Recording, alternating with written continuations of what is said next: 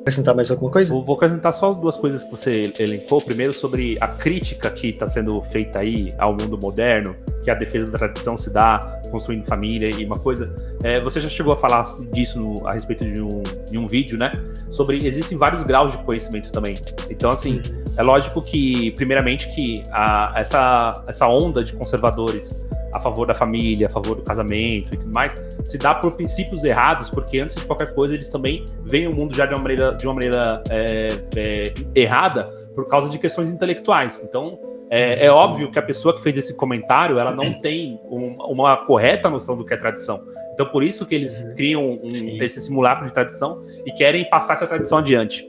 Então, antes de tudo, já é uma questão intelectual, de você analisar que há graus de profundidade, inclusive, na forma como você enxerga o mesmo evento, como você consegue enxergar essas questões. Então, a defesa que é feita é uma coisa que a gente tem que deixar claro, que é o seguinte: a forma como as pessoas veem, então, a família, veem a sociedade, entendeu? Eles querem colocar que você, então, tem que viver em função daquilo, que você tem algo ali que é uma coisa funcional, né? É uma família funcional que eles acabam meio que querendo defender. E essa família funcional, como o próprio Carlos diz, não tem nada de tradicional.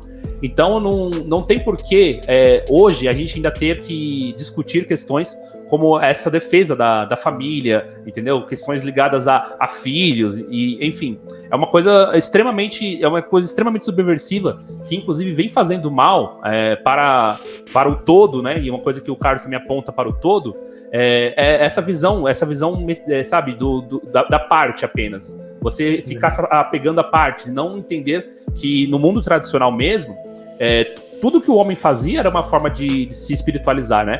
A gente vê, por exemplo, alguns registros de cosmologia medieval aqui no Ocidente, de que até o fato do homem não comer, ou o homem se abster de algumas práticas, etc., era uma forma de se espiritualizar. O homem, ele fazia, enfim, 300 outras coisas que ele encontrava ali um caminho espiritual. E o casamento era uma das formas. Então, como assim você pode lutar pela tradição, de modo geral?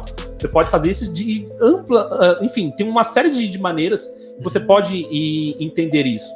Né? Você pode alcançar esse entendimento, só que não apenas reduzindo, então, o casamento a uma função. Então, acho que você colocar também a família, eu estou dizendo assim, até mesmo para os que querem fazer uma defesa da família, uma defesa correta, dos filhos e assim por diante, tem que ser uma defesa que você não queira apenas submeter a família a uma espécie de, não, porque para onde vai o Ocidente, para onde vai a taxa de natalidade, para onde vai, sabe, a previdência e tal, se nós não tivermos filhos e assim por diante. Então, acho que não tem que ser uma defesa que se dá, sabe, querendo submeter a família, o casamento, a certos princípios, a certas questões. Tem que ser uma defesa que vem justamente pelo caminho da espiritualização. E é uma coisa que, para falar a verdade, é uma coisa bem rara, né? Então, assim, com certeza em comentários de Facebook a gente não vai encontrar. Perfeito, perfeito. Vou passar então para o próximo print. Esse aqui é muito interessante. Já sai um pouco daquela questão da família e entra na questão da mulher. Esse comentário esteve em um vídeo que eu postei um dia antes dessa conversa que eu tive com o Júnior, aquele vídeo sobre linguagem e diferenciação sexual, que abordou o exemplo de uma comunidade na Nigéria, em que os círculos da mulher e do homem são tão separados que utilizam léxicos diferentes. Um inscrito comentou: os homens são maioria absoluta entre os grandes místicos, escritores, cientistas e demais áreas do desenvolvimento intelectual. Isto se deve à separação de atividades entre homens e mulheres?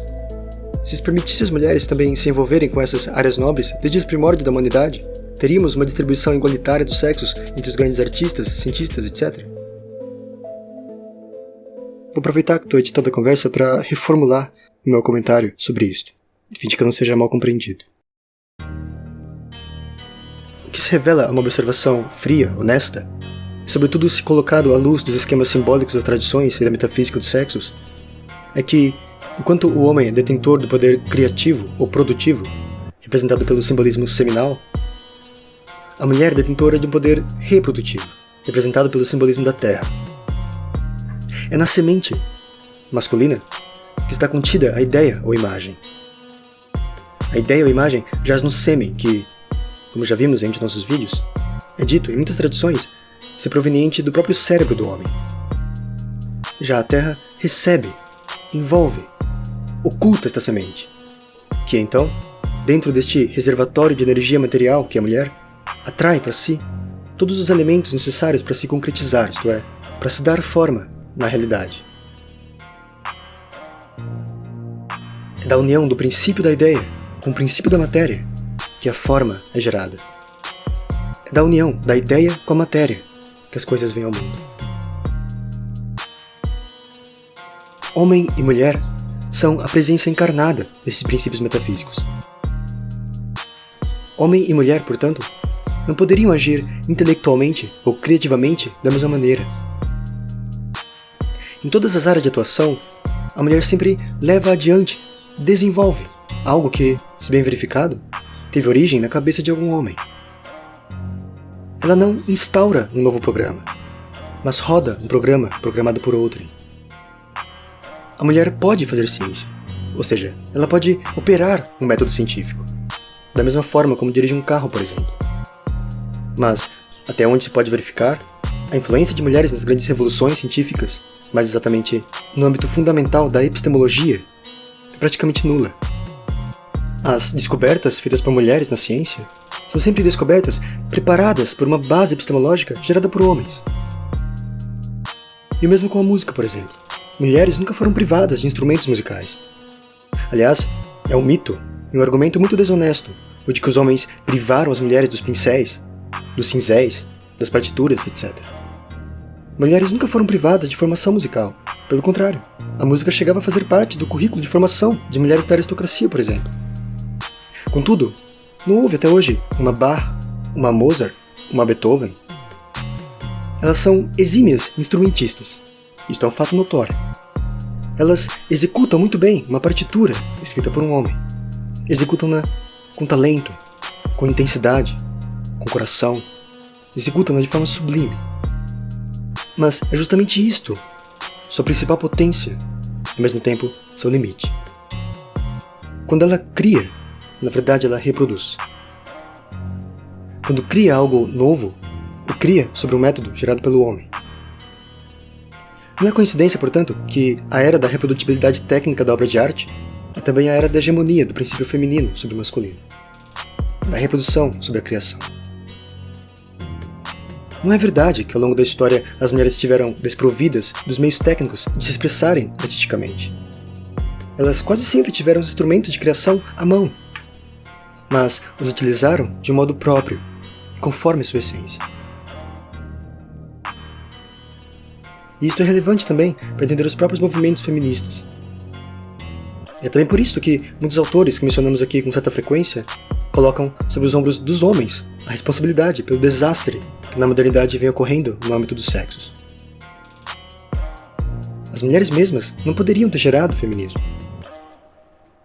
Este programa foi instalado nelas por programadores do sexo masculino.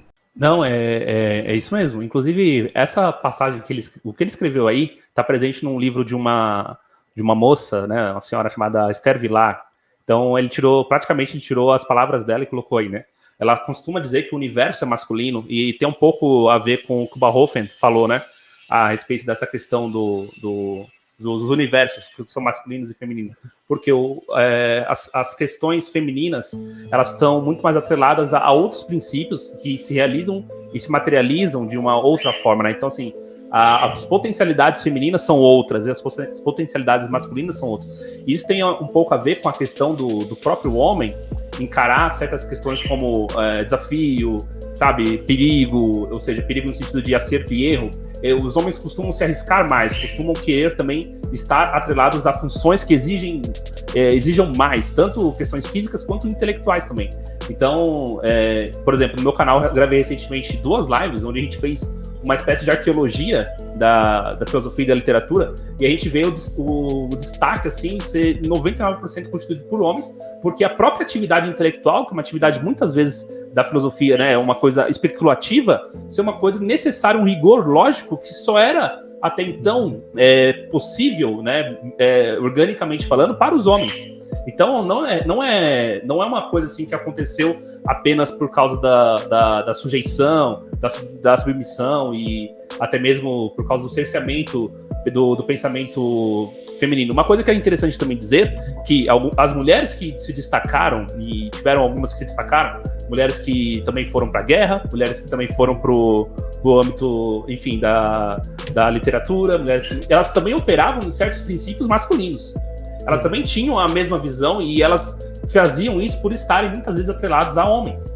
Assim, no âmbito do círculo intelectual que elas figuravam, era um círculo onde elas estavam lá sendo instruídas, aprendendo e tendo todo o convívio por homens também. Então a ideia também dessa questão intelectual ser muito mais masculina vem disso. Sem contar que, né, desde os gregos a gente sabe que, por exemplo, a ideia do rei filósofo, né, a pessoa que o saber também tinha um caráter prático, né?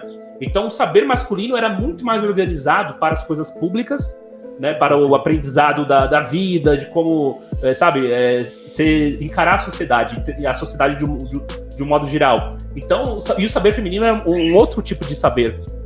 Então as mulheres, elas viviam entre si, elas ajudavam ali justamente na questão, sabe, de inserir as novas meninas e os filhos ali no convívio, e a partir dali você tinha uma série de questões que eram essencialmente femininas. Então as mulheres também não se preocupavam com o universo masculino.